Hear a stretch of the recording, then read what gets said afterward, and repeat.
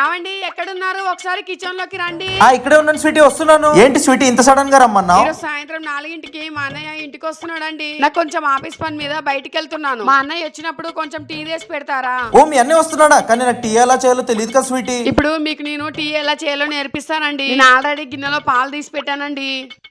ఇప్పుడు పాల గిన్నెని స్టవ్ మీద పెట్టాలి. ఒక 4 స్పూన్ల చక్కెర, ఒక 2 స్పూన్ల టీ పొడి వేయండి. టీ పొడి కిచెన్ లో ఉంటుందండి, ఎర్రగా ఉంటుంది, జాగ్రత్త వేయండి. టీ పొడి ఎర్రగా ఉంటుంది, జాగ్రత్తగా వేయాలి. నేను చూసుకుంటానులే స్వీటీ. నాకు ఆఫీస్ కి టైం అవుతుందండి, వెళ్ళొస్తానండి. బాయ్. బాగున్నారా బావగారు? బాగున్నాను బావగారు, లోపలికి రండి. సరే బావగారు. అరే అన్నయ్య ఎప్పుడొచ్చావు? చెల్లెమ్మ ఇప్పుడే వచ్చా. బావగారు టీ ఇచ్చింటే తాగుతున్నా. సరే అన్నయ్య.